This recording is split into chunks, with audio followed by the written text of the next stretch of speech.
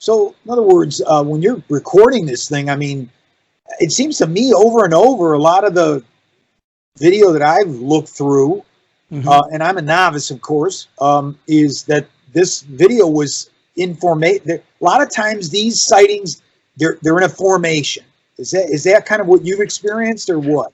Yeah, absolutely. And actually, you know, we spoke, and I've been contacted by what's been called the secret Pentagon UFO program that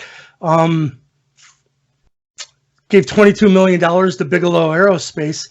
And I learned a lot, and they said, yeah, these orbs go into these fleets or these multiple ones, and they're showing up worldwide. And so I learned a lot from them as well. But yes, they very much, you know, working with the History Channel, I started to accumulate all this footage that were happening over all these major cities like Texas and Houston and Mexico and Niagara Falls and in the UK. And in the news, they're all being shown as isolated events, like they have nothing to do with one another. But when you put them back to back, well, they're all flying in the same formations and they're all the same objects. So I guess that's what we're doing now, is putting two and two together for people, because, you know, the Pentagon and the UK Ministry of Defense, I can tell you, they know that this phenomenon is showing up worldwide right now, and they've been studying it. Everyone just type in Bigelow, Robert Bigelow and 60 Minutes, and you'll see that the CEO of Bigelow Aerospace, who was funded $22 million by the Pentagon secret UFO program, he was just on 60 Minutes, and man, he spilled the beans. So this isn't, people like to look at this as some kind of woo-woo thing. No, this is real, you know? So thank you, actually, for taking this so seriously. Oh, absolutely. So when you first saw this, I mean, is Lake Erie a hot zone in your mind? Yes. You know, for so many different reasons, but I can tell you, after, you know, my footage started to go viral, I was contacted by the History Channel. That led to being featured on the History Channel. Well, that led to being contacted by the NSA. And they've been studying this subject for a very long time, and they know that it's a real deal. And so the reason I'm saying this, the head of this program, his name was A.R. Borden, and he said, you know what is underneath you in that area that you're in, East Lake, Ohio? I said, well, no, not really. He said, it's the oldest underground base in the world, and it's not ours. And so you know about the salt mines and how the world's largest salt deposits. So what I learned from the actual NSA is the world's biggest underground base in the world is under Lake Erie. So imagine, you know, through my own research, I started finding out there's newspaper articles back in the 1800s recording this phenomenon over Lake Erie. They called them wizard lights.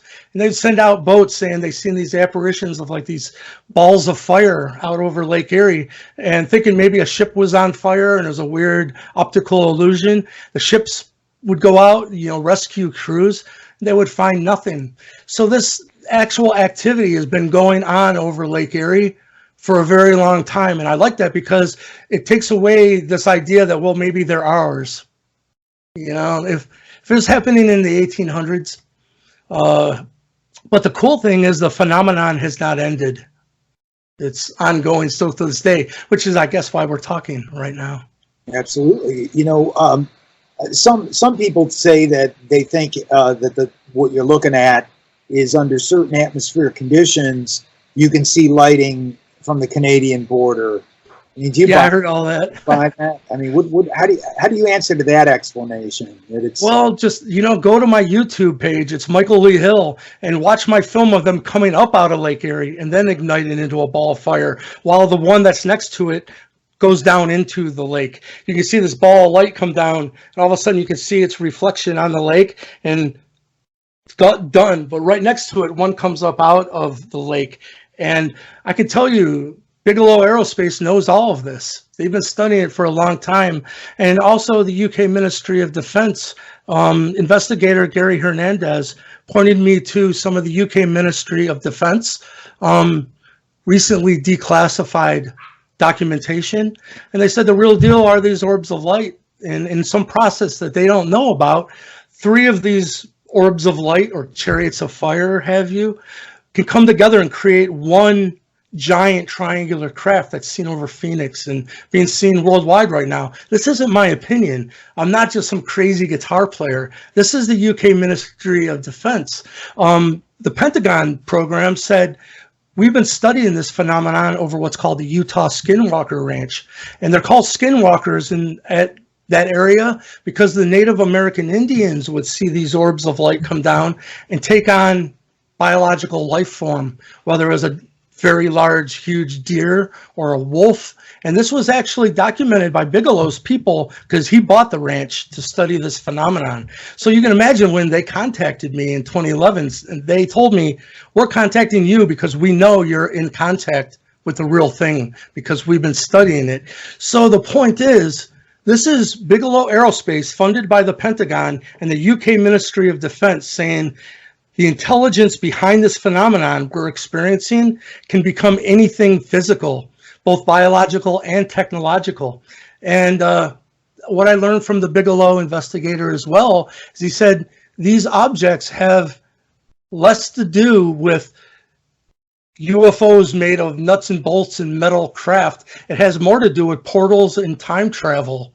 So, man, this is a lot bigger than people no, but what I can tell you is I'm in contact with them, and the makers of the pyramids have returned. So a lot's going to be revealed. That's very cool, man.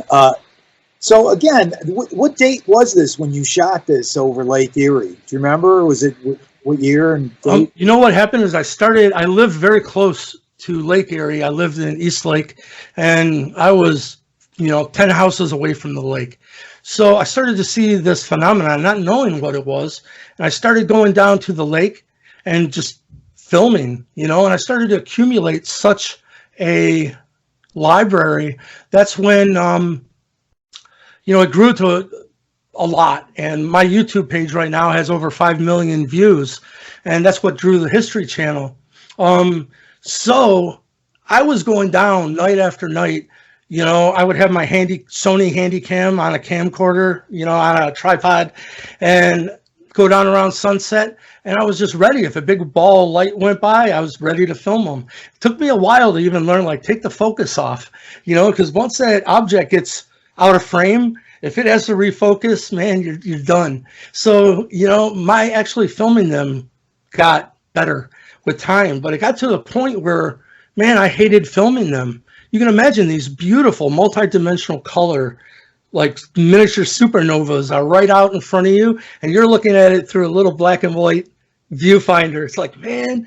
So I started to be like, we got this conversation going. I'm going, listen, I'm not going to film you anymore until you do something different. Come closer. If not, I'm going to sit here. I want this what I'm seeing to hit my retina, So they began to let me know they knew I was filming them. And it started a communication between they and I that actually ended in me meeting them face to face in person, not channeling or anything. And they told me we were once known as the Anunnaki in your past. These are the ancient aliens that the Ancient Aliens show is about. At that time, there was no ancient aliens. I had no idea what an Anunnaki even was. You know what I mean? But they said, we heard you've been filming us over Lake Erie. So we wanted to talk to you about that. And we heard that you were on the History Channel, and it was revealed on, the UFO Hunter show that you don't have normal human blood. And we want to talk to you because it's an indicator that you're of our hybrid bloodline. And so it's been quite a trip. That was in 2008. So it started with the footage. Yeah, classic footage. What year was the classic footage that you sent me? That was in 2008. Right. I filmed it, but the second clip I sent you was only maybe 3 or 4 years ago. And that's really cool because there's 3 witnesses. That's what the Bigelow investigator said, right. When there's multiple witnesses. So you'll hear this other dude came up and he's like, hey, man, what is that? Yeah. So you can hear our dialogue. And he goes, what?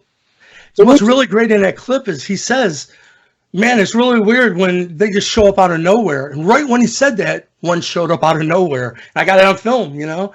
So it's almost like they're having fun with it. And that's what Bigelow experienced. He said, you know, if you look into the footage, it was asked of John Alexander of the government who facilitated the Pentagon funding Bigelow. They asked him, you know, have you come into a conclusion of intelligence behind the phenomenon? And he said, yes, we have. What we've learned, us and Bigelow, is that it's definitely in control, and it's more complex than we could have ever imagined.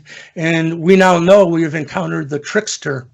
And the trickster is mainly a Native American Indian concept of who the Anunnaki are, being multi-dimensional intelligence that's been intertwined in human history for a long time. So that's what's important when you see Robert Bigelow on 60 Minutes going, we don't have to wait for them. They've been intertwined in human history right under our noses for a very long time. That's his own words, man. Michael, I could talk to you for like 5 hours.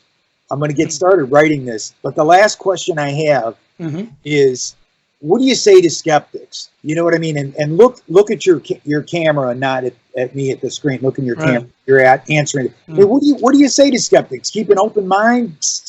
Keep looking up. I mean, what do you say? Man, I'm going to tell you the true answer. And Spike TV didn't like this. In 2012, they probably contacted you guys. Spike TV did a TV show on my story, and it's not been allowed to air yet, which is interesting. But at the end of it, they came out and they said, what would you tell the people that still don't believe you, that are skeptical? And I looked at the camera and I said, I'm sorry, you're so misinformed. In this day and age, man, this is not, you're just not looking into the subject, and you've believed what you've been told to believe. Look into it with your own brain, you know? So that, they didn't like that answer. The producer came out from behind. He said, what? We just spent 9 months of our lives, you know, and that's your answer? Sorry, you're so misinformed. So, you know, I had to get into a little bit better explanation, but truly it's like, look into Stephen Greer, look into people of testimony, of people that had the need to know, and they were in the right places of government, and their testimonies are now available. They have begun releasing this information through the Disclosure Project to actual government, to Congress. People just don't know yet. It's not their fault, you know, I guess forgive them. They know not what they do, but look into it. Michael, this is important. You're awesome, man. We got to do more.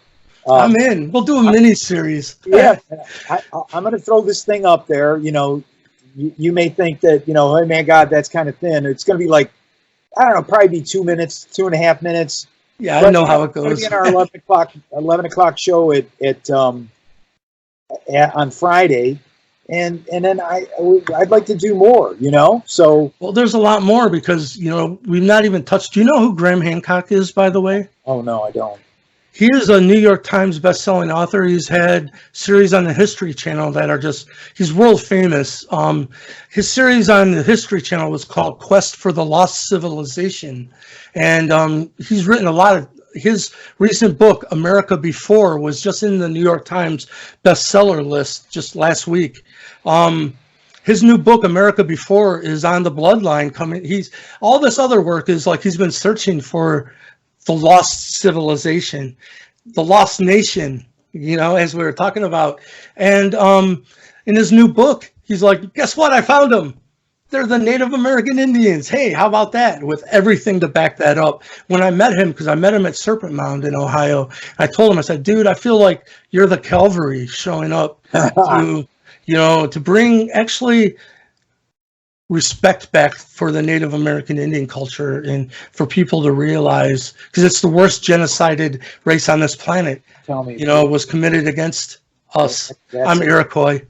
Yeah. So yeah, we got a lot of work more to do, Joe. Mike, thank you. I really appreciate it. Last minute, and you know, I want your video to be well represented, and it's good to talk to you, really. God bless. And I feel like I'm in very good hands. You got great energy. And hey, how am I going to be able to see this? Will it be up on? Yeah, I mean, I'll have it obviously posted on news5cleveland.com. I'll let you know. It'll have the whole lead-in and all the setup as well. There'll be a web story associated with it. And so I'll send you the link. Absolutely. Awesome. Hey, man, thank you so much for this opportunity to share, and I really appreciate it. Peace. All right. Thanks, Michael.